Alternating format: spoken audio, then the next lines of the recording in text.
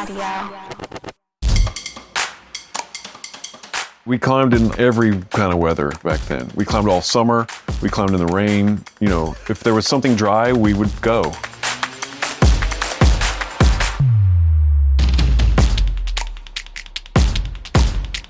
Hey y'all, welcome back to the Struggle Climbing Show. It's me, Ryan. I am your Weekend Warrior host for this Weekend Warrior episode with an absolute crusher, a first ascensionist, a developer, and a Weekend Warrior, Chris Martin. And Chris, who happens to live down the road from me, was able to just come over to my house. And so this is the first ever interview that we've done in my basement. We just sat on my Asana crash pad couches right next to the kilter board and just had a really fun conversation. And this interview is kind of broken up into two halves. The first half, we look back at Chris's early days, like when he was in his teens and 20s, discovering and then establishing and climbing some of the most iconic routes and crags in the world here at the Red River Gorge. It's crazy. It's crazy just how recent all of that was. And he has such a rich and fascinating perspective and some really fun stories from those early days. Not to mention that a few of the routes that Chris developed and put up are some of my proudest ascents to date. So our paths have kind of been intertwined here over the last handful of years of my climbing. And so we talk a little bit about that. And then we shift our sights in the second half of the conversation to current and what Chris is doing now as a guy in his mid-50s to stay strong, to get more powerful, and to climb basically the same grades that he was climbing when he was doing nothing but climbing in his 20s out at the Red. So that's a really cool and I think a bit of a geeky conversation that we have about training and training up weaknesses and just how he's continuing to get after it, especially after taking quite a bit of time off of climbing when he had a family and a full-time job kind of in his busiest working years. So something in here for you, whether you climb outside or at the Red or you're older or younger. Chris has just a lot to share, and I enjoyed the heck out of this conversation. Now, on the backside, I'll pop back in and I'll tell you where I'm at, because, in fact, one of Chris's first ascents and proud project of his that we talk about in this interview might be my next big project. So, yeah, I'll share a little bit more with you on that, as well as just kind of what I'm doing now post-send of Bulldog and post-vacation. But first, let's just go ahead and jump right in here with Weekend Warrior Chris Martin.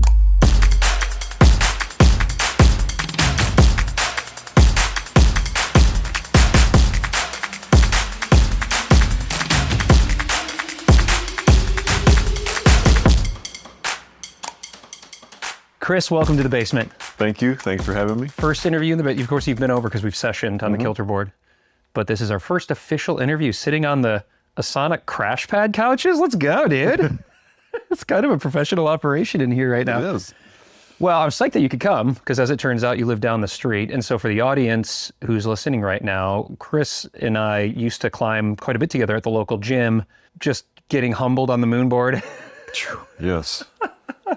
And since then, I put the kilter board in the basement, and so we get humbled on the kilter board as well. But I'm still getting humbled on the Moonboard. Oh, good. That's good. Well, me too. But we're gonna have a conversation here as a Weekend Warrior because you're a Weekend Warrior, and I've only gotten to know you over the past year and a half here.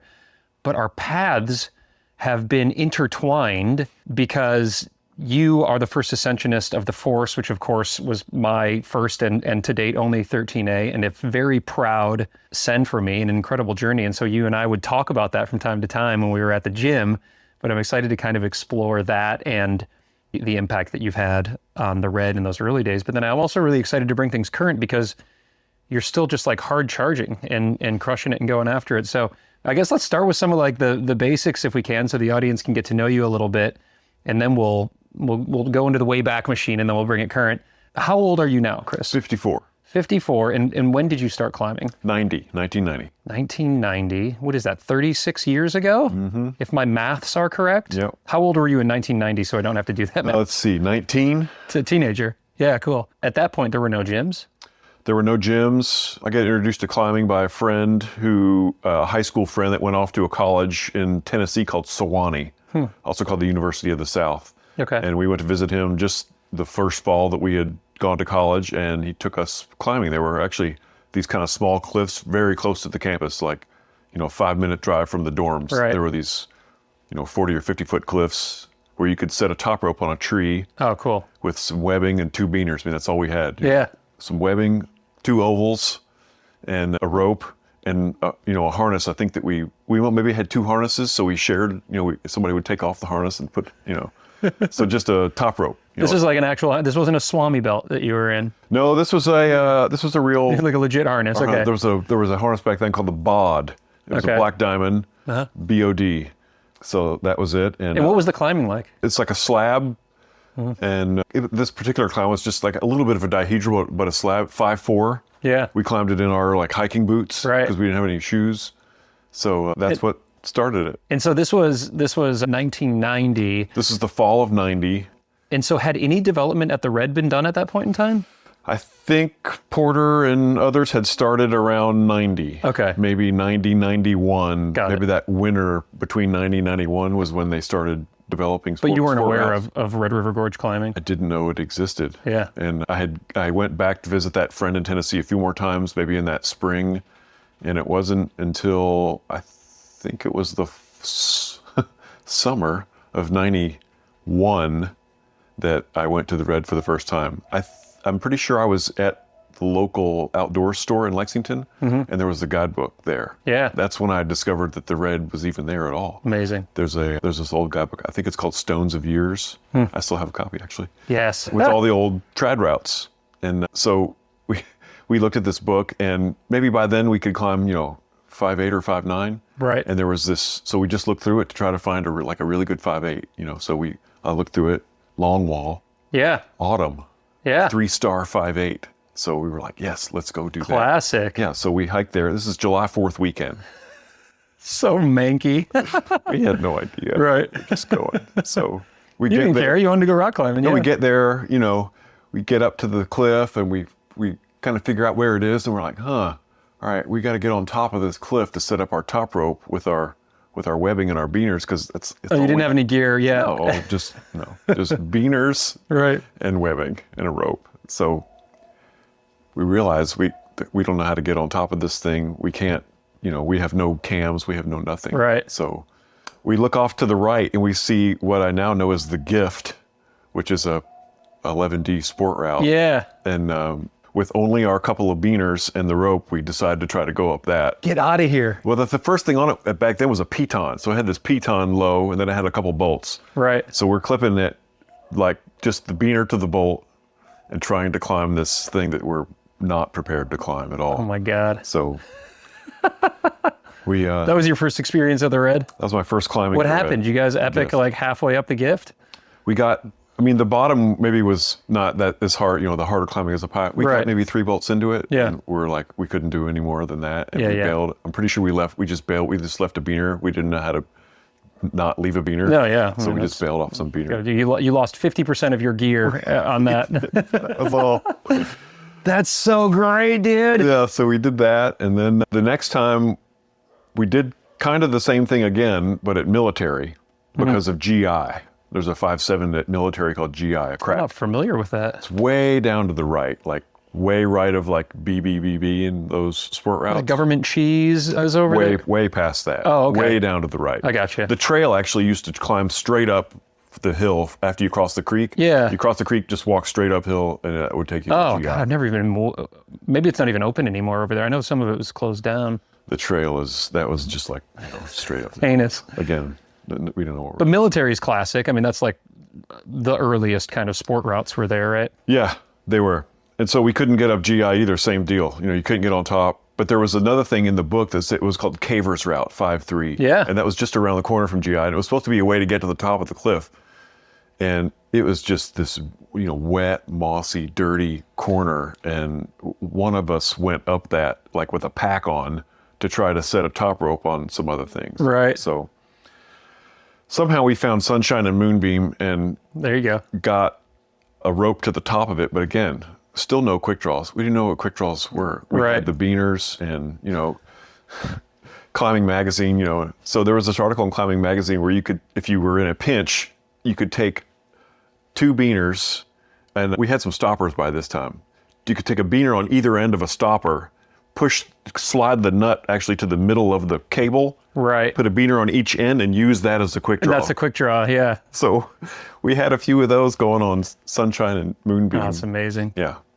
And there was a guy there. And those are sandbag rods too, by the way, for the listener, because I think those go like 5.7 or 5.8 or something like that. And every time I get on them, I'm like, God, these are so hard.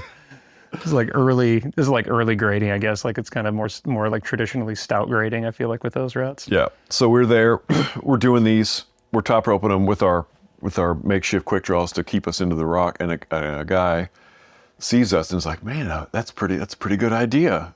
I could kind of tell that we didn't know what we were doing. And so in a very nice way was like, there's this route down the road called Creature Feature. Oh yeah. You guys should go check that out. I think you'll be able to, get up that. So that was a big thing for us to find Creature Feature, to be able to get up it, especially the upper part.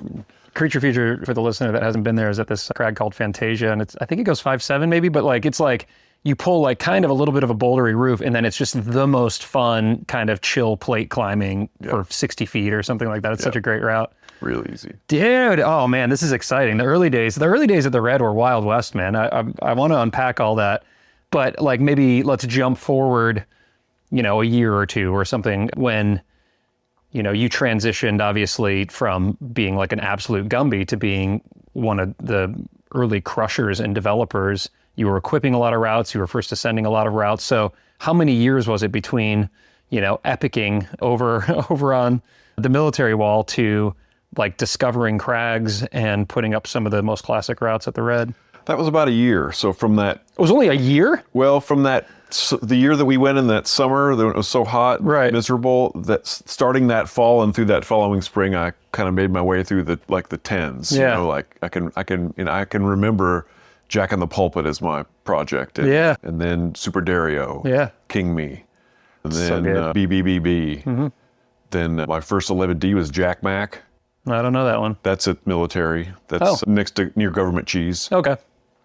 Jack Mac. And then that summer, which was the summer of 90, it might have been 2 years actually. Summer 93 was my first 12A. That was Gung Ho. Oh, cool. At military wall. Again, Yeah. June. In June. Yeah, and that's in the sun in June, yeah. That's a pretty gnarly route, yeah. Yeah, so Gung Ho, then Tissue, and then July 4th, 93, Mercy the Huff. That was a big deal. Epic. Yeah. So this is where our paths start to intertwine. I'm excited to we'll continue down this like the nostalgic path for a little bit before we bring things current, but there's just too much of these early days not to kind of make a meal out of them. But my first ever 12B was Tissue Tiger, and my second was Mercy the Huff. And then I don't know, maybe fifth or sixth or seventh, somewhere in there was Gung Ho. Still haven't done the other ones on that military wall actually, but that was Proud. And Mercy was a Porter Gerard route, and I don't recall Tissue Tiger. Was that Porter as well? Gung Ho also. Porter probably had his name over 80% of those routes. And so when did you fall in with that crew? Because you ended up spending a lot of time climbing and developing with those guys. And who else? Who were the key players at this time? Yes, the first time I met Porter was at Mercy. So I had gone there with another guy, and he was working on Mercy. It was kind of his project, and Porter showed up at like 1 o'clock in the afternoon and just warmed up on it and climbed it like 6 times. Just like, after somebody would go, he would just go up it and do it. Yeah. And just go up and do it. And we were just like, and I think, was this 12C at the time? It was. I think it was. It kind of since has gotten downgraded, and I don't know why, because I truly feel like it could earn the 12C, but it's a bit of a borderline. But anyway, it's a tough route for sure. Yeah. Love that he's running laps on it. It's great. He is. He was running laps on it. And actually that day, I remember him kind of bouldering around at the base of what became the more direct start to Table of Colors. Oh, yeah. It used to originally started on Mercy and then kind of continued up, but then it gained this 3-bolt. Right. That also gained a letter grade, I think. Right. Ground. It goes 8A for the direct. Right. And that had not been bolted yet. And I remember him being on the ground and kind of stepping off the ground and feeling those pockets and looking at that stuff. It looks heinous. And then the next time I met him was when Torrent was being developed. I can remember when Torrent was like the new crag. How crazy. Porter and a guy named Jeff Mall, who opened the first gym in Lexington, Of course. were developing Torrent, and I remember going to Torrent when Porter was, on the rope, bolting Racer X, and climbing all those routes. Yeah, totally. So it's kind of the connection through the gym that I started climbing with those guys. And when did you start developing routes yourself? That wasn't until the Motherlode. So the Torrent was the new crag. That was probably around, I would say, early to late 93, and then the Motherlode was found in 94, in the fall of 94. And that's Snyder and a guy, Brian McCrae. Okay. And that's when we started going to the load. That was fall of 94, and I started drilling in the spring of 95. Tell me about the first time you hiked back to the Motherlode. Well, back then, the area had just been logged. So there were these roads that went up to either side of, you could drive, we used to drive a pickup truck to almost underneath Stain.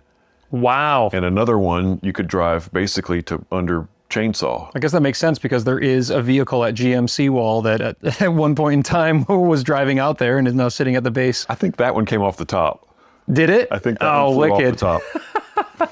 But cool. So you could drive straight out to it. Yeah. Right up there. And so those early days, there wasn't a whole lot of trail building right at that point. It's awesome. That's kind of convenient. So who took you out there? I'm pretty sure the Schneid took me out there. Yeah.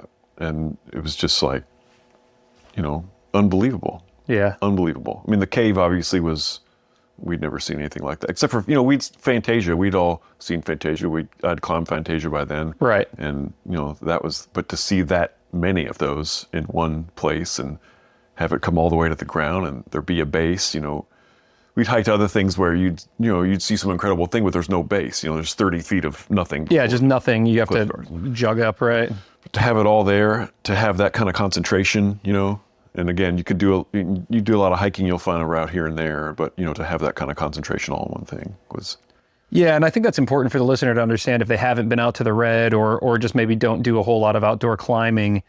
The concentration of quality routes at the Motherlode is what makes it so famous and also has, it earns the name the Motherlode because it's just like banger after banger after banger. I mean, all the way down the line, it's really incredible. So to be able to walk in there and not have any hardware on any routes, on any lines, to just like look at this blank canvas of opportunity.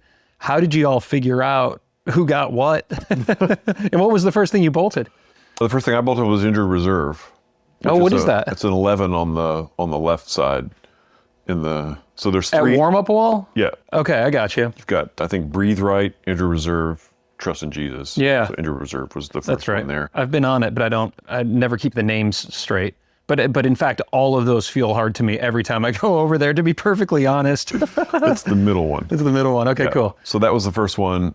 I think the Schneid was, encouraged me to come out there and drill. I mean, the crew was small. There weren't that many of us, and they knew it was like, there's going to be a lot of routes here, and we need people to help. We need help. Yeah. And I was young and keen, and they were like, I think, this guy will go out here and do some work. Yeah. So you were, what, 21 or something like that? Let's see, 94. I was like 23. Oh, okay. I was still in 94. Yeah, I was still in college. Where were you going to college? At UK. Okay. Yeah. So just be like a quick hour pop to get out there. You'd go out and put in some work using, at this time, I mean, Porter's kind of famous for like these Porter hangers that he would fashion out of old like mattress frames. Yeah, bed frames, that kind of thing. Did you have proper gear at this point in time? Yeah, I got it. We had, like either Petzl or Metolius hangers. Okay. I think Jeff probably got us some hangers through, having the gym and, right. Some kind of deal with Metolius. We had a lot of Metolius. The Schneid had spent some time in Oregon where Metolius is, so he had a kind of a connection at Metolius. Cool. So I think we probably got Metolius hangers for some kind of discount or something. So you guys went to work on the Motherlode, and this would be a 5-hour episode if we talked through kind of like every route and every moment of this time, but I'd love to just focus on maybe the routes that you developed and the routes that you climbed that seem the most meaningful to you. Yeah, so, Injured Reserve was just a learning experience, how to even put a bolt in and how to, but it didn't require really any cleaning. I mean, that side of the cliff is so clean. Right. The Undertow is the complete opposite. It is unclimbably dirty when you first when we first got there. Was it? Yeah, because it's all so clean and polished now. It's like, You couldn't, can't imagine. you couldn't hold a hold. I mean, it was just, it has this soft moss on it that we kind of jokingly call antler velvet. That just, I mean, you couldn't hold anything. It was on everything? The entire wall is covered in it. That's incredible. You couldn't, it has like these little round pieces, and your hand would just like bowling ball off the stuff. So Right. everything had to be cleaned. You couldn't use like a wire brush because that would break open the moss and it would almost create like a little wet spot. So we used these, like a wood brush that had like these kind of fibery bristles that would knock it off instead of tear it open. Oh, interesting. And so, it took as long to clean it as it did to put the bolts in. I bet, dude. That's a huge wall. And that's just... So you start on Undertow and work your way left, like into the madness? Is that kind of the progression? I think I had bolted what became Omaha Beach before maybe I had bolted anything on the Undertow wall. No kidding. Omaha Beach was the first thing you bolted over there? I think so. What ultimately became Omaha Beach, because we know we talked to Bill Ramsey about this, and essentially you can expand more on the story, but he was saying that you had bolted it but not all the way up to where it currently is. Right. Is that right? Yeah. Well, it's actually even worse. I think the second thing I bolted was the white man's overbite. Oh, wow. And again, it's like, kind of don't really know what we're doing, but it's like, well, there's a line. These are hard routes for those listening. There's got to be a route there, so let's put some bolts in it. Right. So, So you're ground bolting? No, this is wrap. You're wrap bolting, okay, Yeah. but just not knowing how hard it might be, just Right. putting in bolts at logical places and It looks like you can clip from here, gotcha. get a bolt here and see what happens. So let's see that. And then I think the next thing I bolted was what became Omaha Beach. Wow. Which didn't go to the top of the cliff. It went to the kind of the level where like the original Bohica anchor is, where the original Madness anchor is. Right. That's where it went to originally. And then Team Wilson. Oh, cool. Yeah, I'm pretty sure I did Team Wilson in the spring of '95. And were you able to climb these after you bolted these? Yeah, so my lead up to being able to climb it, the load was, let's see, I think the Dinosaur was my first 12D, which is next to Mercy. That's at left flank and looks very hard. The only time I caught Eric Hurst on it and showed it, which because he kind of like second goes everything, but he was like, this is proper hard. It doesn't seem to get a lot of attention, you know, based on the other routes that are out there. I had done Fantasia. Cool. I had done Appalachian Spring. Oh, wow. So it's a 13A, like a really classic 13A. There weren't that many 13s. I mean, when we first started, the only 13s were Table and Revival at Military. So you were climbing the hardest routes that were available at the Red And River Appalachian Bridge. Spring, that was another really early 13A. But even the routes at Torrent, they went up to 12D. Was the Legend up over at Military at that point? The Legend was not up. The Legend came, I want to say, maybe like 96, 97. It was a little bit later. Got it. So that wasn't there. So you were essentially establishing hard routes so you guys could climb the next hard thing. Yeah. I guess that was spring of '94 when I maybe had done Fantasia, Appalachian Spring. I went to France that summer and did some 12Ds in France. Cool. That kind of led into that fall to start climbing at the load. Yeah. So Team Wilson was spring of '95. It felt hard to me. It still feels hard to me. I've only climbed it maybe twice ever. I mean, I climbed it the time I did it, and I only ever climbed it maybe one more time. I haven't been on it myself. I'd like to, but it has a reputation, I think, for being hard. And I think the grade it's got is a 12D currently, but from everybody that I've talked to, it's like hard. I can blame Dave Hume for this one. Dave's too strong. I called it 13A. It felt like a step up from anything I had done, and right. And he was just like, it's probably just 12D, but I think it's not going to get downgraded from that. I mean, it is stout. Yeah. I've heard the same thing, although I haven't had a chance to get on. I'm excited to do a load season here coming up. And then I think maybe back to the cave. I think maybe then I volted Flower Power.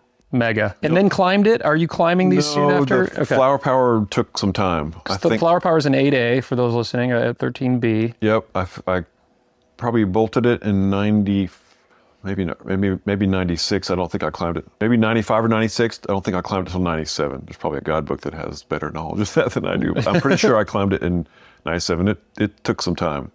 And again, it was hard for me. I ended up later working a lot on Bohica, the full Bohica as we talk to it. And, if you're going to do that, then climbing the original Bohica is kind of the prerequisite for that. And, I climbed that many times just trying to climb the whole thing, but I could never climb Flower Power the way I could climb Bohica.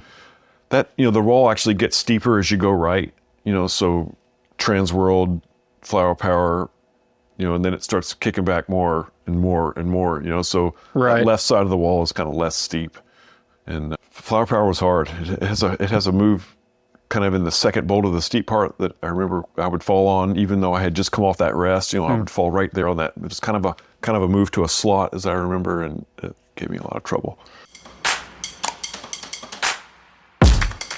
This episode is brought to you by our friends over at Scarpa, the best dang climbing and approach shoes in the entire game. And by the way, they're Hook and Struggle listeners up with a really cool gift. I'm going to tell you about that in a second. But first, I want to tell you about this article that just came out in Climbing Magazine where they named their top shoes of 2025. And what they selected as their best training shoe is one of my personal favorite shoes, and that's the Veloce L, the lace-ups. And I'm going to quote this article here. They say, "We love the Veloce L for everything from parkoury slab to cave bouldering to long overhanging 512, 513 lead routes. And we found them to be consistently responsive, comfy, and unshakable." And I got to tell you, that's been my experience too. I use them on the board, I use them on the slabs, and I've used them on long, overhung, pumpy climbs out here at the Red. The Veloce L's are my go-to everything shoe, and Scarpa's hooking you up right now. If you buy yourself a new pair of climbing shoes, approach shoes, or trail runners, and you use code STRUGGLE at checkout, not only does it help the show, which I really appreciate, but if you live in the US, you're going to get yourself a free gift with that purchase while supplies last, and that is a 5-panel hat. It's a customized hat with a Struggle logo, a Scarpa logo. It's lightweight. It's going to keep the sun off your face at the crag there, or if you're just having a bad hair day, like I am pretty much every day, you can toss on this free hat. It's free. You get it for free. If you live in the US and you buy yourself a pair of shoes, use code STRUGGLE at checkout to score that free hat. That link's right there in your show notes. I love you.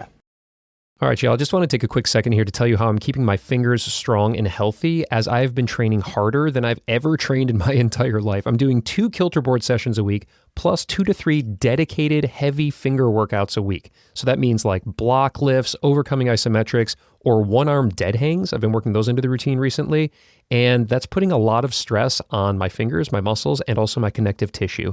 And the way that I am taking care of my fingers and how I believe I've stayed injury-free during this really intense training block is by taking supercharged collagen by our friends over at PhysiVantage every single day. So before I climb or before I do a finger training workout, I mix some supercharged collagen into my coffee or tea or just into some water. And as you probably know, collagen is the primary structural protein in our tendons and ligaments. And so supercharged collagen from PhysiVantage delivers specific collagen peptides plus vitamin C, which studies show can help stimulate collagen synthesis, and it goes right where you need it, which for us as climbers is to our fingers. And now you can get 15% off your order over at PhysiVantage.com by using code STRUGGLE15. That link is right down there in your show notes. Struggle15 is going to get you 15% off. It supports the podcast. I hope you are getting after it with your training and your climbing. Let's go. Well, I want to pause for a second because I have to talk a little bit about my kind of personal overlap with your equipping as well as climbing. So my first 12C was Mosaic. That's a route that you FA'd, right? And put up, which is incredible. And that's at Gallery, and we haven't talked about Gallery yet, but that was my first 12C. My first 13A was the Force, which we have to talk about just for a couple minutes, the dark side, but we're still on the load.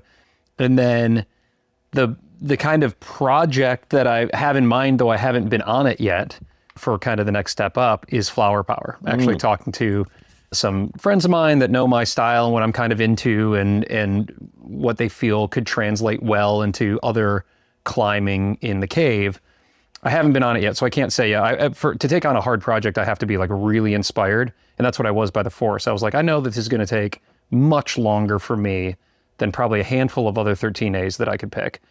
But I could also see myself just having fun on this thing every time I got on it, and that is exactly how it went. I mean, it was not a short process for me, but I didn't get, frustrated with it, or it never felt tedious. It was just like such fun every time I got on it. So we'll see if flower power speaks to me that way, but at least in theory, I think that it might.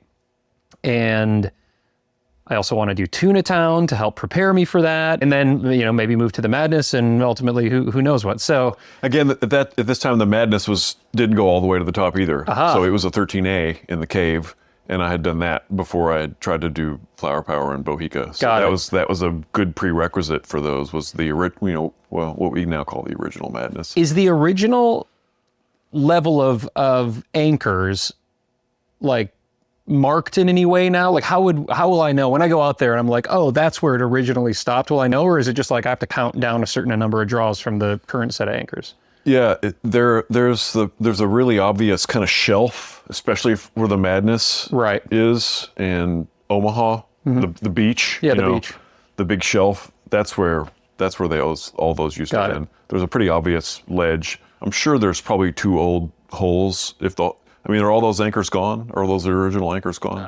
I don't know, but I presume. Do people still climb just flower power, or do they only climb the entire thing to the top, like the pushing up daisies? Oh. Because if flower power still exists as a route, then that anchor probably is still there. It's probably been replaced. Yeah, no, I think that still exists. Well, then that's the level. I got you. That's just take the latitude over, and that's basically where everything ended. Okay, cool. Yeah. Well, before we continue to explore some of the overlap with my own climbing, as you just reflect on this period, climbing with these people and on these routes that are just so classic now, but at the time, of course, everything was very, very new. What stands out as being the most impactful, or just kind of what resonates in terms of how it made you the climber that you are? Working through flower power, it took me so long. It took me a long time, and there were people around that were sort of waiting for the tag to be off of it. That was kind of my first lesson in red tags and holding everybody up, essentially. And I remember people telling me, like, just to train to get better, like, don't stop at the rest, don't stop at the middle, just go, just to keep the pump, just as a training stimulus. Yeah. And were you training at all during this time? We went to the Climb Time gym, which had, the walls were pretty short, probably shorter than Rock Sport. Maybe they were 20 something feet tall. There was a bouldering wall there, but this is Jeff's place. Yeah, got it. I don't know if you call it training. We went there. You were climbing. We went there and climbed. You just climbed there when you couldn't get to the red to climb. And again, we climbed in every kind of weather back then. We climbed all summer. We climbed in the rain. If there was something dry, we would go. Yeah. We would drive out there on the pouring rain and find the dry, whatever it was. Roadside was a great rainy day cliff. Talk to me about that for a second, because I can get in my little, I talked to Chris Kalous once when we were climbing together, and he said, I call it snail eyes when all these picky climbers, they kind of peek out the door of their tent or their car in the morning, and it looks like it's not going to be perfect conditions, and then their heads snap back inside like snail eyes slap back in. He's like, sometimes you just got to get out in all those conditions and experience it. And so, yeah, what was that like, getting out in just whatever conditions? If I had the day off, and if your hands weren't going to go numb, we were going. Yeah. No matter what the weather. Military, gung-ho, the gung-ho wall, those routes stop at like 60 feet, but there's another 60 feet of unclimbable rock above it. So it was great in the rain. Yeah, it's dry. You could climb there in pouring rain. Totally. So whatever was dry, we would find it. And we climbed all summer. I remember a summer at the Lode that we climbed, I was climbing, this is, I guess, 95 now. So I'm climbing probably 4 days a week. We had a fixed top rope on chainsaw. Like, we never took the rope off of it. We warmed up on it. We climbed whatever we were climbing. We ran laps on it at the end of the day. The rope never left the climb for like a whole summer. That's great. Just fitness laps on chainsaw, a route that I still haven't said. I haven't done anything over there. Chainsaw probably vies for the hardest 12A at the red. I would say that, and bare metal teen would be. That's fair. Although I haven't sent chainsaw, so I can't speak to it yet. But bare metal worked me like almost as hard as 12 plus. So yeah. So just breaking through on flower power was I had never climbed it. That was the hardest thing I'd ever climbed. Yeah. That What's the name? What's the provenance of the name for Flour Power? Because it's Flour Power. Right. I worked at a bakery. I was the production manager at a bakery at that time. That's great. We were baking, we baked 1,000 loaves of bread a day. At that time. That's great. Yeah. So literal flour power. That's right. Yeah. And we milled the flour at the bakery. So it was like a milling and baking operation. Yeah, cool. That's the name. That's great. So that led me to Bohica. And, eventually. And when Bohica is an acronym, BOHICA, for what? Bend over, here it comes again. That's so good, Chris. Yeah. That's Jeff. That's one of Jeff's. Is that Jeff? Jeff came. Okay, got it. Okay. Yeah. But it just seems so appropriate for the steepness of those climbs there in the Madness Cave, and credit to him for making it the acronym rather than the full name, so that at least it's hidden there. So you went from Flour to Bohica, and Bohica is also a 13B. Is that correct? 8A. And so once you had built up the strength and the fitness to complete Flour Power, what was the experience on Bohica like? Bohica, the climbing is very different. The holds are very different, and it really suited my style, I guess, better. Bohica has the most perfect one pad in cut holds that you can just drape on. Like you can climb the whole steep part of that like this, and just dragging on it, open-handed holes. Got it.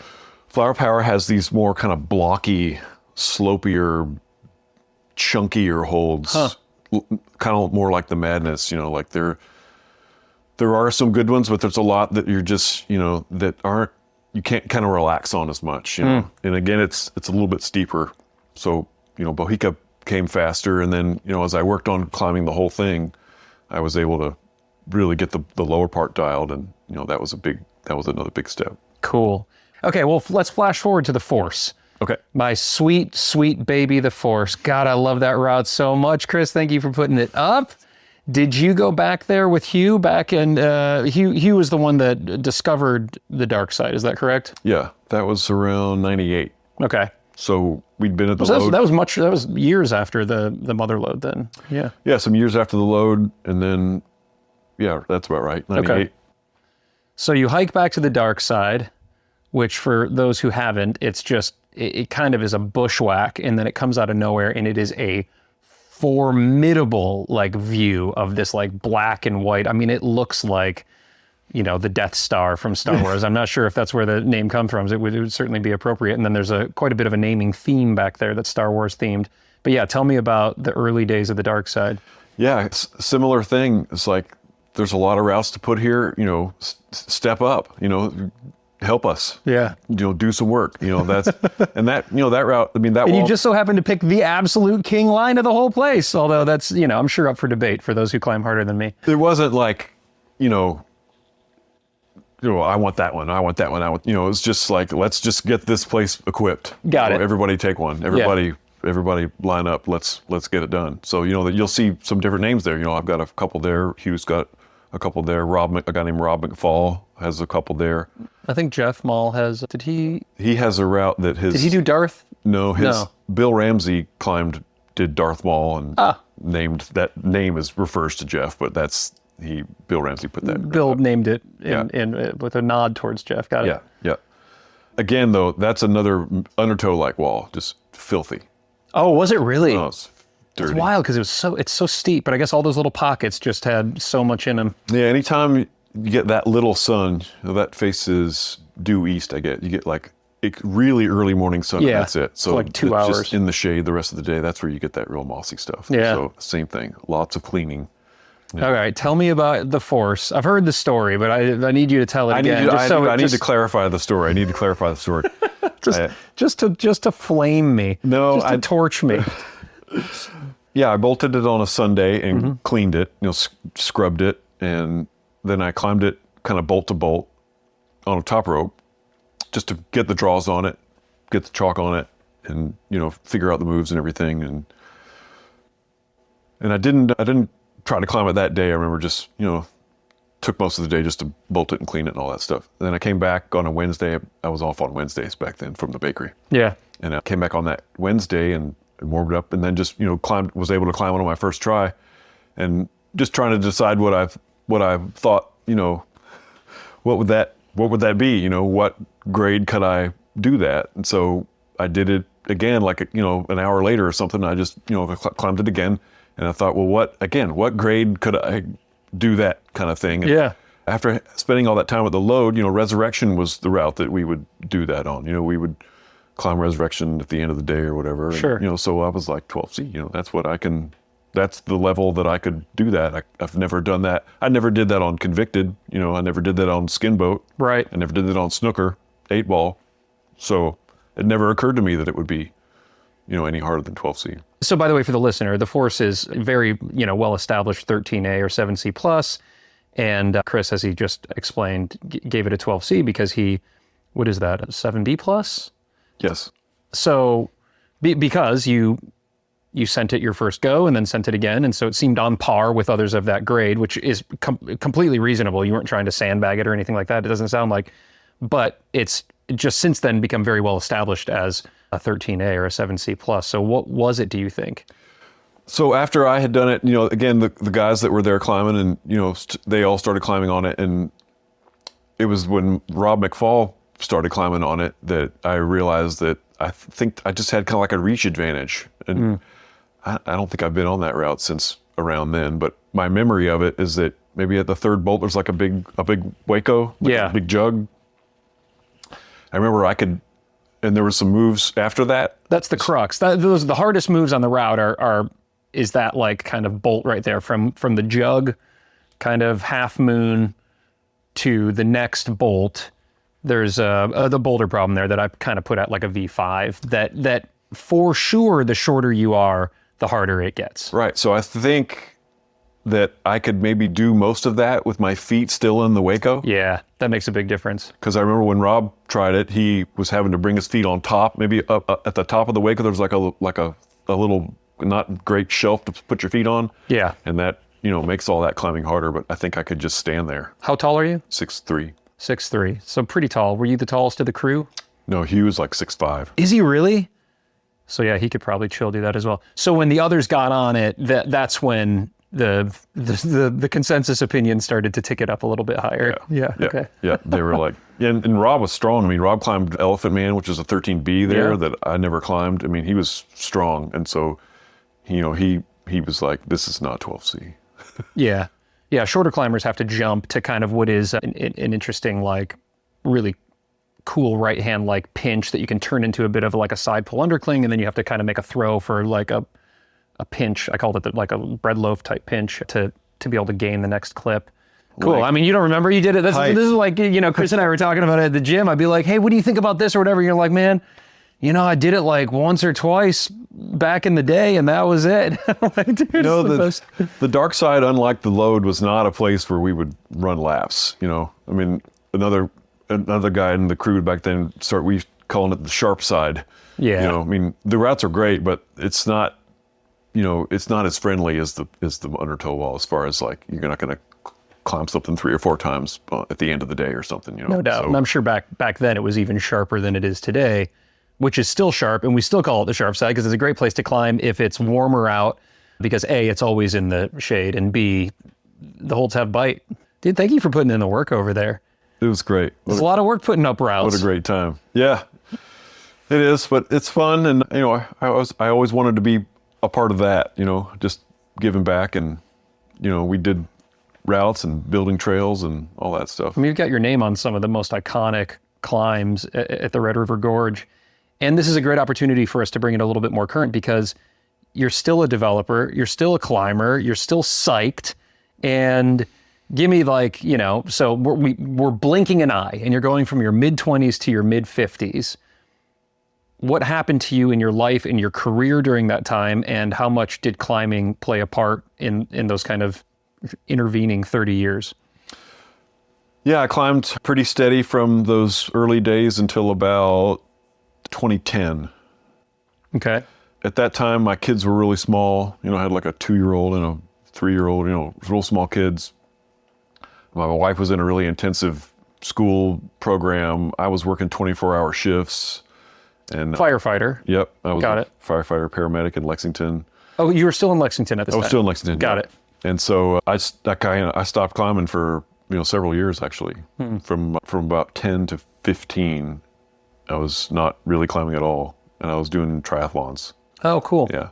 I know it doesn't make sense that you could have more time to train for a triathlon. I was going to say, dude, this doesn't sound like a time saver. But you could just train kind of from right out your front door rather than drive out. You could train out your front door, and even on Saturdays, we would do a really long ride, starting before light even, meet up with the little crew at 5:30 and do a long ride and a run and be back at home by noon and, take the kids to the pool the rest of the day. Got it. In the summer. So it doesn't sound like it would be less time, but it was a lot less time than, a long climbing day. Yeah. Okay. And obviously you were still staying fit. You're a very active person, but you were just in it. You were in, like, I feel like I'm in it right now, and I'm definitely in it because my kids are 8 and 11, but when they're younger, they're even more, it's even more time consuming because they're not at school full time yet. So it's like, yeah, I can understand those toddler years kind of into where I'm at about now. You're really head down.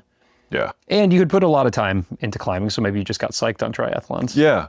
Well, it was easy to, go to the pool before work and go for a run during the lunch break or something. Right. At that, let's see, around 2012, I came off the fire line and had like a desk job, basically, like an administrative position. So I was working like 410s. Okay. Which was really helpful because, again, before that, my wife and I were both working, like all through the night and weekends and holidays, and like you need one parent with a relatively stable schedule. So right. It just made it easier to do, to not be trying to go to the cliff on Wednesdays. And how many kids do you have? Two boys. What are their ages now? They are 17 and 19. High school, or one of them's out of high school? One of them's a senior in high school. One of them's a freshman in college. Got it. Yeah. All right. So you took a little bit of a break, but not super long of a break. And as I know you now, I mean, you train hard and you still get outside climbing. It sounds like very consistently. Yeah. So in 15, the gym opened in Lexington, and that really LEF opened in Lexington in 15, and that's kind of when I started climbing again. And that's a high quality gym for those listening who haven't been there, but it's a modern, well-funded mega gym. Yeah. Great, like big lead cave. I mean, those routes are probably 50 feet, I think? 60 feet? Yeah. Okay, so that got you psyched. That got me psyched. And then there's the crew. So you kind of fell back in. I don't know if you fell out of the crew, but like there's like the Lexington crew there. We all had a falling out period. There was a time when, maybe I'm one of the younger of what we call the crusty crew, and before I had fallen out, some of the other ones had too. Their kids were born a little before mine, and they had some years where they weren't climbing. I mean, he went to medical school in this time, and he had some time away. Just everybody seemed to have a time out, but then we all kind of reconvened. And the gym really helped with that. Mm-hmm. You could, again, my younger son really got into it, so we were going over there a couple nights a week and cool climbing, bouldering, whatever, and that helped too. So yeah, around 15 started up again, and excited and psyched and training and everything since then. When you got back into it, when the gym opened, and then I guess probably pretty soon you started getting back outside as well, where was your skill level? Where was your strength at? No, it was bad. Was it? Yeah. Yeah. It was, fitness, strength, the whole thing? I could do like 11A or something. Wow, yeah. And it feels the same, like physically, right. The pump is the same, whether it's 11A or 12A or whatever, the pain is the same. Yeah. So that's the kind of the provenance of me calling this show The Struggle is essentially the universal struggle of climbing. Kind of the experience is the same, like when I started the show, I think the hardest thing I'd climbed was 12A maybe, but I could have a conversation with Alex Honnold or Adam Andra and just be like, when they were trying their 15A and I'm trying 12A, like it is very relatable, but the difference in your experience is that you had achieved mid 13s and now you're kind of in the low 11s. And how was that for you? What was the experience like? Yeah, it wasn't, I was just as psyched as I had been in 1990. I just wanted to keep going, keep doing it. And I didn't, it wasn't discouraging. No, because I felt like I could get back to some level, and it was fun to go through that process again. And let's talk about that, because you were in your mid 40s then, I guess, at this point. Let's see, 15. Yeah. what did you do, or what seemed to be the most effective to get you from kind of low 11s to where you're at now, which is 13 minus? Yeah. Again, back then, all we did was climb, really. We didn't really train, which is a mistake. At the gym, you were going in and doing routes. You weren't doing any sort of focused training. We did routes. I mean, that's training. There was a bouldering wall. We bouldered on the bouldering wall. We climbed the routes, but only because it was, really cold or whatever. Because we couldn't go outside. There wasn't like, training like there is today. Not that people weren't doing it. I mean, Wolfgang Golik was doing it, way before. And in the 70s and 80s, people were doing it. But we were just climbing, which is, a mistake. And my biggest mistake then was not focusing more on power. I'm more of an endurance. I'm naturally more oriented towards endurance and not towards power. And, running all those laps on chainsaw and resurrection, all that really does is get you good at doing that, Right. But if you hit a crux, you hit a bouldery crux, that's going to be the thing that stops you. Right. And as the old saying is, like, if you can't do the moves, there's nothing to endure. Yeah. If you can't get through the crux, so I did start bouldering, at LAF, because there were times when I would go with just my son, who was really small and couldn't belay or anything. So, we would just boulder. I would belay him, and then I would boulder when he was not climbing. Right. And that made a lot of sense, just to, focus on power. And I mean, I think it's why I've been able to get back to where I was 30 years ago at this age, was that. And the Moonboard, I mean, that's kind of all I do there. I use the regular bouldering to warm up. I don't really like to fall from height, at this point. So yeah, like even on the indoor set problems, they're right. I mean, 12 feet tall. It's a fall still. I'll do them up to where I feel comfortable, like I'm not going to fall, but I'm not trying limit level problems on the regular bouldering. Got it. It's just too far to fall. Yeah. So that's been all, a lot of, mostly on the Moonboard, which is, man, it's hard. Yeah. Oh, I mean, you and I would sit in there for sessions and just be like, just getting absolutely humbled by the V3s, which on the Moonboard is probably more equivalent to V5, to be perfectly fair for grading. And then grades aside, it's just like, the point is, can you make a few really hard moves and then rest and then do it again? Yeah. And so how often are you training that way? When I'm not climbing outside, like in the summer, early to mid-July, start with just power, like limit power, limit bouldering, limit Moonboard sessions where I'm, not trying something more than 2 or 3 times and just going to the next one. So I don't necessarily have to get to the top. I'm not looking to... You're not projecting. You're not trying to send... I might have a projecting day once a week, but I also have these, what I would just call like a limit bouldering session, where it's just doing hard moves or trying to do hard moves. And if I can't do the problem, I'll just go to the next one, because, there's always another one. And then sometimes I'll have like a volume Moonboard session where I'll try to do, like, actually complete maybe like 30 problems. Wow. Knocking it down a grade or two. Yeah, those will all be like almost all V3s, maybe a couple V4s, and maybe I'll do them like on 2 minutes. Yeah. On the 2 minutes, which is like an old swimming, like when I would swim, on the minute or on the whatever. Yeah, on the 2 minutes, meaning if it takes you 30 seconds to climb it, you have 90 seconds to rest. Exactly. If it takes you a minute to climb it, you've got a minute to rest. If it takes you 15 seconds, you've got a minute 45. Yep. Got it. So just quick, volume. And how many of those will you do? That's a pretty hard session for me. 30, maybe like 30. Dang, dude. Yeah. So every 2 minutes. Yeah. 30 problems, 1 problem every 2 minutes.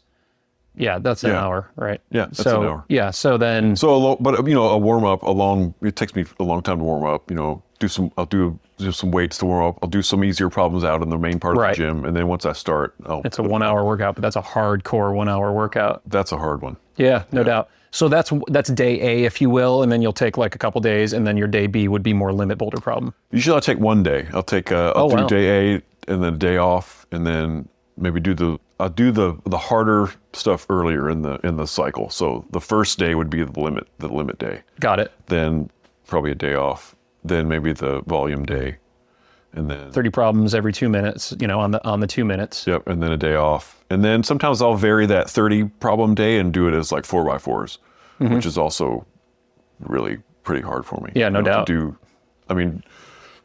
one, drop down, swipe, do it, just 4 in a row. Yeah. And then I usually rest 5 minutes between those, and I'll try to do like 5 of those. So like, is this like a power focused block? So you're not doing any endurance, quote unquote, endurance training at this time. You're going to be getting some endurance from that higher volume day, but like in terms of like paddling, Red River Gorge style kind of climbing, like you would do on a tread wall or at Rock Sport or something like that. I'll do that as the fall approaches. Okay. I'll do that. I'll start doing that in maybe late August, early September. Where do you do that? I've done several different things. I used to do, or still sometimes will do, like 15 by 3 minutes on 1 minute rest on the spray wall at Nulu. Yep. So that's an hour. Yeah. A 1 minute rest. That's pretty kicked back spray wall. So that's some pretty hard climbing there. It'll stay on you. Yeah. And not like, there's no hanging out, just keep moving for 3 minutes. Got it. I'll do that. I've done some long duration hangs with my feet on the ground. Mm-hmm. So at your house, you've got a hangboard? Sometimes I'll do them at home on a hangboard, but I do those on the campus rungs. I gotcha. I like I've even done them on those PVC rungs at Nulu. Right. They've got like the sandpaper kind of grip on them. Yep. So the feet are on the wall, on the footholds on the wall, or on the ground? Depending on the duration, sometimes they're actually on the ground. Got it. So sometimes I'll do like up to 3 minutes with them on the ground.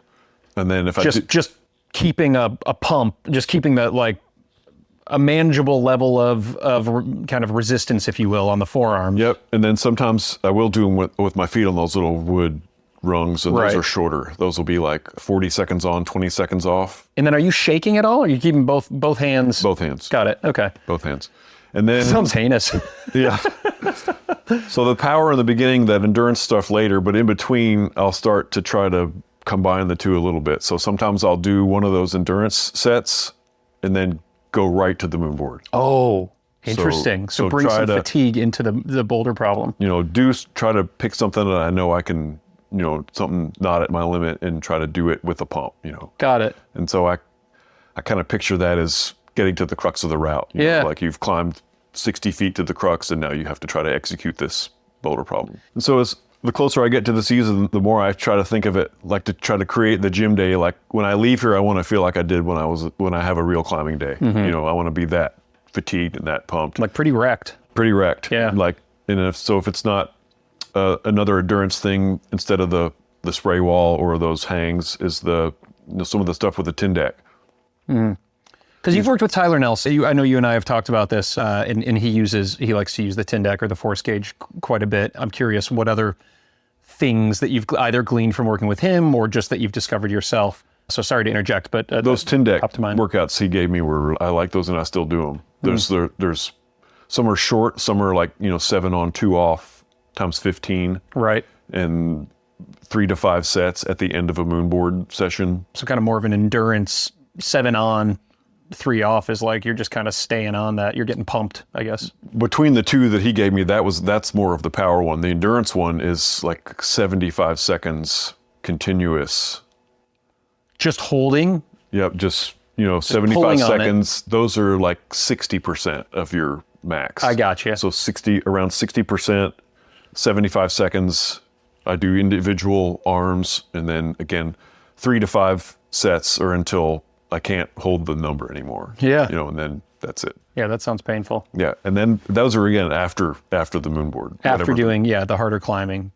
So then you would need some recovery after that, because that's a pretty hard day, I'm assuming. Yeah, that's a tough one. And at 54, did you say? Mm-hmm.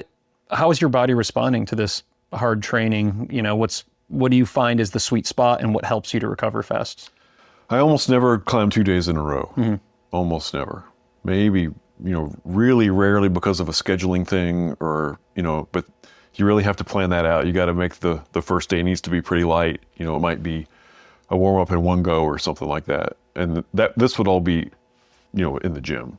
Right. Like I'm not driving out there 2 days in a row. Yeah. No, I don't know. It's too far from here. But then when you get into the season, which we are in now, how much are you doing indoors versus outdoors?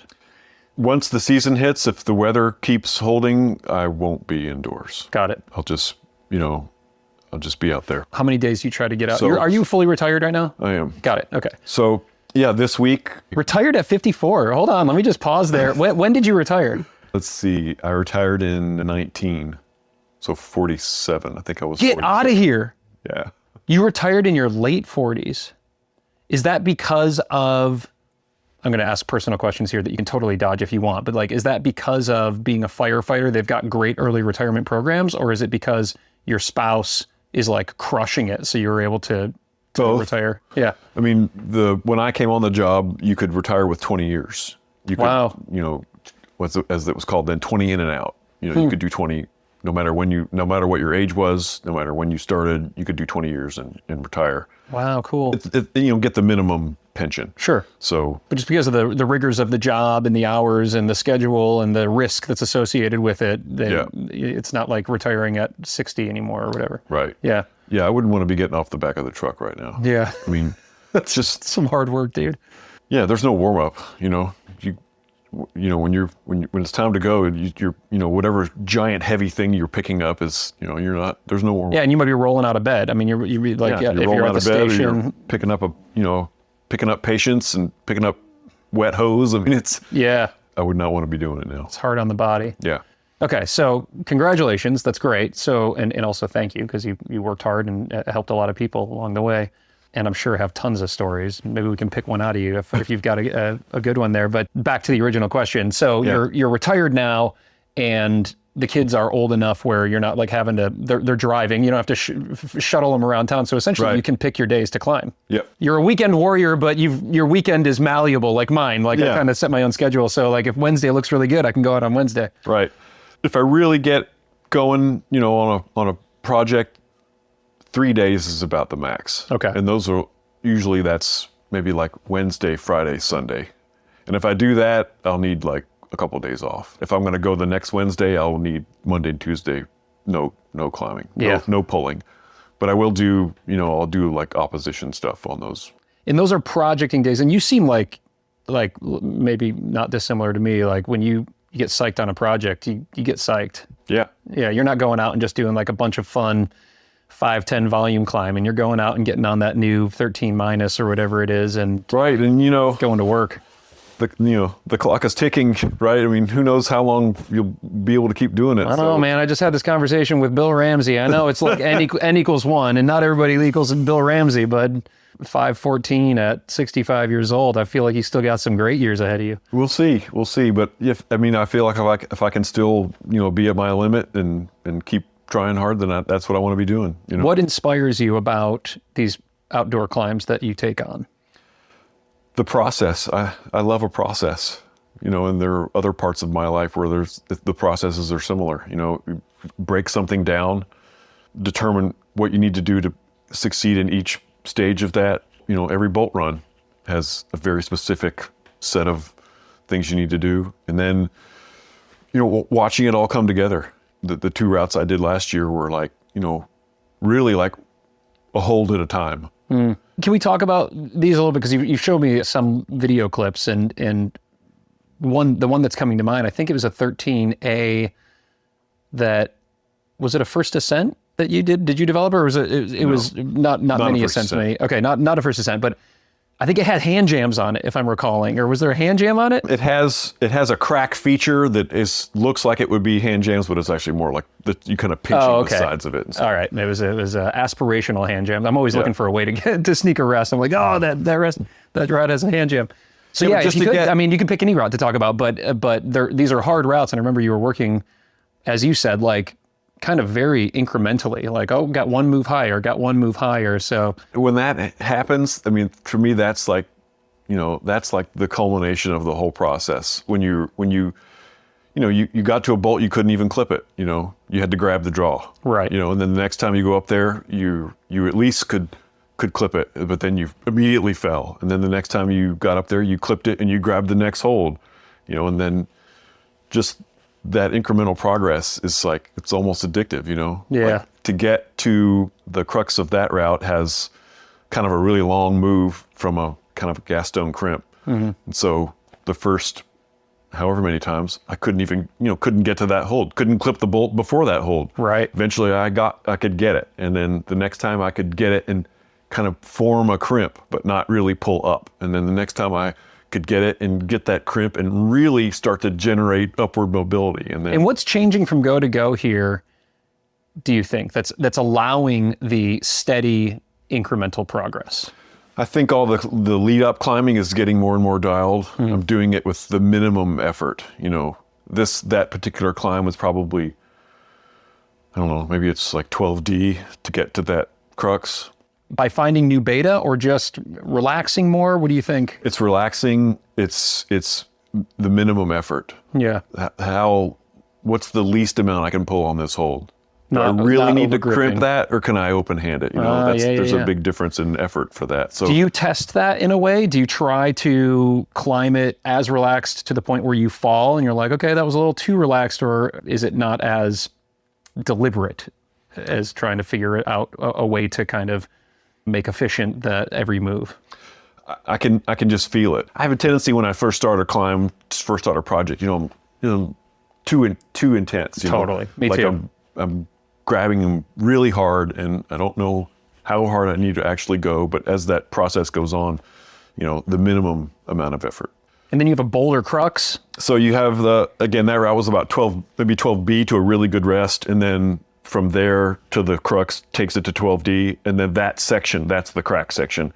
So doing it as quickly as I can, getting the clips totally dialed. There's 2 clips in that section that are just like, clip and go. Right. There's no resting. Don't try to hang out. Yeah. Don't try to do anything. Have the feet dialed. Don't be looking around. Get everything totally wired. And yeah, I think just that efficiency makes a big difference. You can get through that 12B part, get a really good rest, and then launch into the next part. And again, with the section that takes us from 12B to 12D, don't pull so hard. Right. It's open-handed, it's pinchy. There's some crossing from one side of the crack to the other.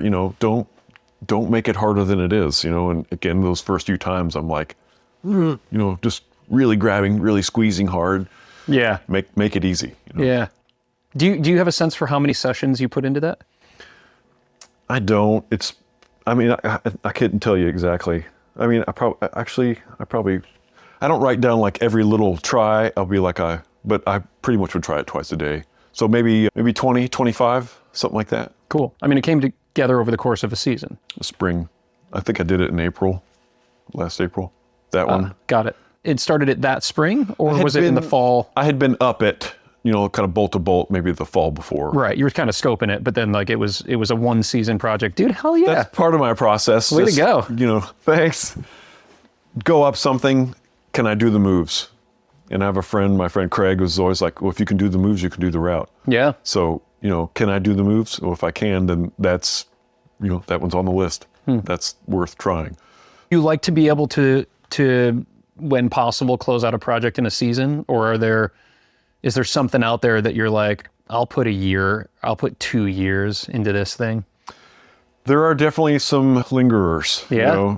And some that are... You don't have to share them publicly, but we can have conversations afterwards. I'd like to know, like, what are the ones that they're still picking at you? Sometimes they're not at my limit. Sometimes they're, a grade less, a letter less that just have my number, That you like enough to want to put a lot of time into, or does the unfinished business pick at you? Oh, it picks at me. Is Darth Maul still like picking at you in the back of the mind? Oh yeah, I've got a couple Darth Mauls out there. Oh, no kidding. Darth Maul, Paranoia. I don't know that one. Torrent. Oh, it's at Torrent. Left of the 12s. Nobody climbs over there. No. There are 13s over there? Yeah.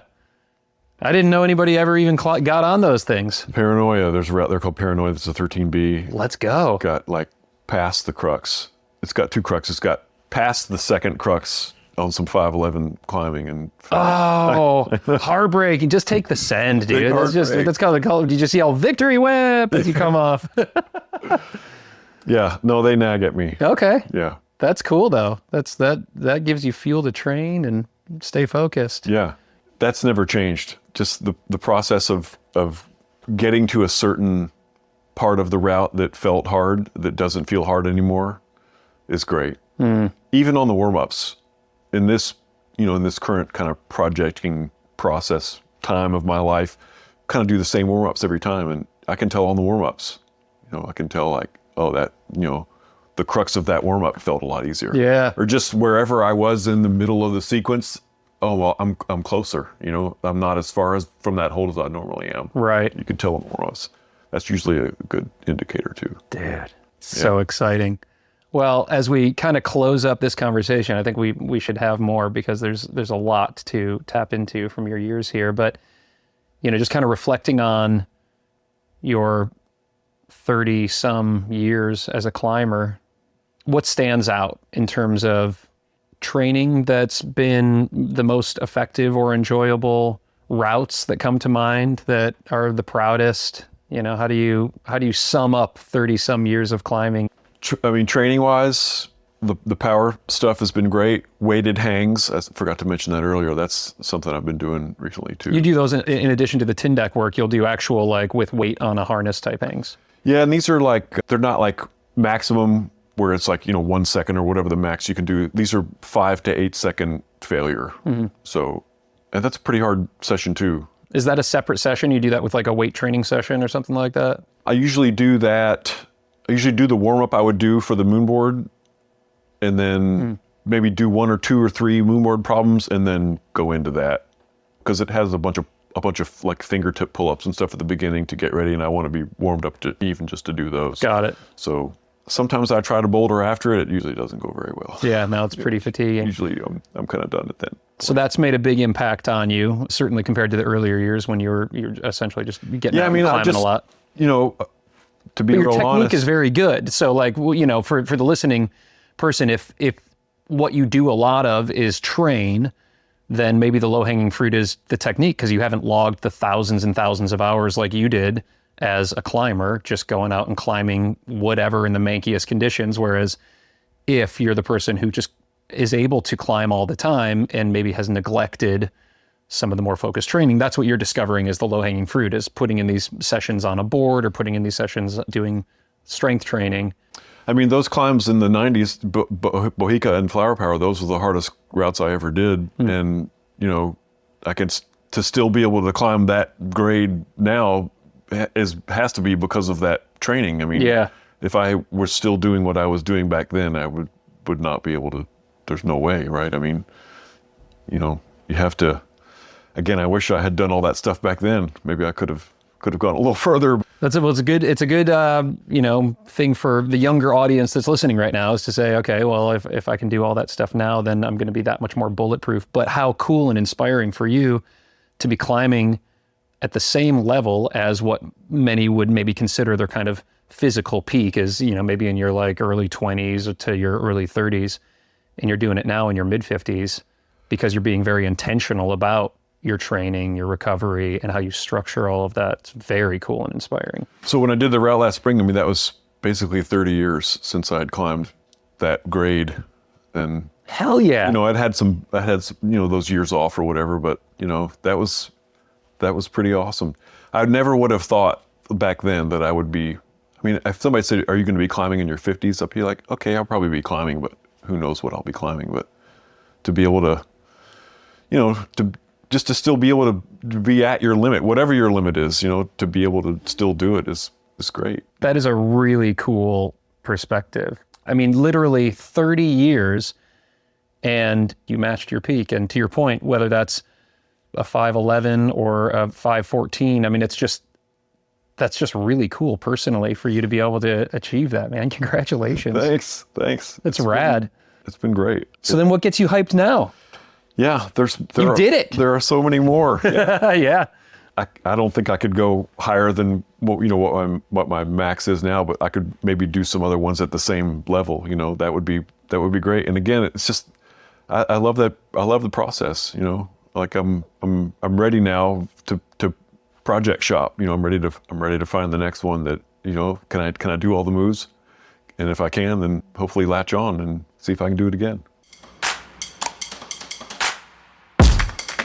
All right, y'all, that wraps things up with Chris Martin, my neighbor, and a little bit of like my kind of spirit guide, unbeknownst to him, for a couple of years here at the Red River Gorge. I've just been following his first ascents around, and I'm really excited about one of them, as you heard us talk about his route, one of his proudest first ascents, Flower Power, named from when he was working at the bakery, which is great. Didn't know that, but now I know a little tidbit about it. I don't know. I haven't decided on it yet, but I was psyched enough after this conversation with Chris to get out there and check out the route, which I did about, what was it, like a week and a half or 2 weeks ago now, and it's friggin' good.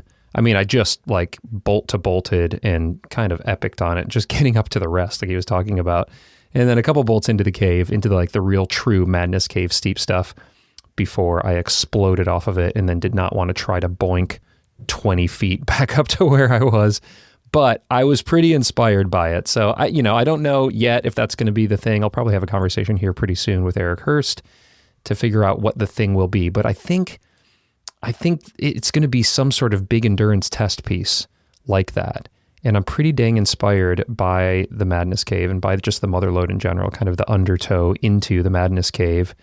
There's just a lot that I could learn over there, I think. There's also something that I'm really, I don't know, like something in my mind that likes the idea of swinging the pendulum so far the other way, from doing like a 9-move boulder to doing a 110-foot super steep enduro fest. I think it could just be a fun challenge, definitely a fun struggle. So yeah, we'll see. I'll keep you posted on that. We're getting into the late spring season here. It is paradoxically hotter in Kentucky as I'm recording this than it was down in Florida. I just got back from spring break. As you may have seen, I posted some stuff on Instagram.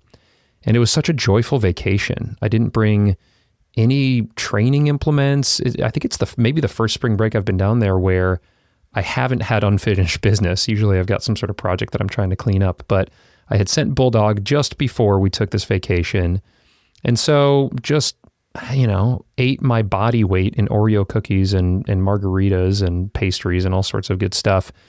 And then, I mean, I can't say it was like super relaxing. It's not like I sat around. I was swimming in the ocean and throwing my kids in the pool, and we were digging in the sand and making sandcastles and running around. And it was an active vacation, but it was also like a nice mental deload. And now I'm back and I'm really excited to dive in. So that's what I'm going to do. I'm going to get into my training and then continue to scope out some projects out at the Red, build my endurance, and also put this bouldering strength that I've got. I'm still feeling like very, very strong. So I want to tick a V8 on the kilter board and probably find some shorter, kind of punchier routes at the Red that I can work into this bigger endurance training focus that I'm going to be going for. So anyway, that's what's on my mind right now. Hey, if anybody's around the Salt Lake City area, I'm going to be heading out there in just a couple days once this episode comes out. If I'm doing my maths correct, I'll be at the CWA, the Climbing Wall Association, going to be doing a live podcast there with Kilter and Asana, talking about the evolution of indoor climbing and how we're continuing to push our limits and stay safe while we're pushing our limits. So that'll be a fun one. And then I think I'm going to film some YouTube stuff. I'm going to meet up with our friend Nate Drolet and some athletes. So it'll be a fun vacation. Speaking of YouTube, I am now at, I think, 1,000 subscribers on the new climbing channel, which means I can make a little bit of money on that and keep making videos for that channel, which I've really been enjoying. So if you hadn't had a chance to pop over to YouTube at Ryan Devlin Climbing, I've got a few videos up there that are performing pretty well, and I'm proud of that. I'm putting a lot of work into those.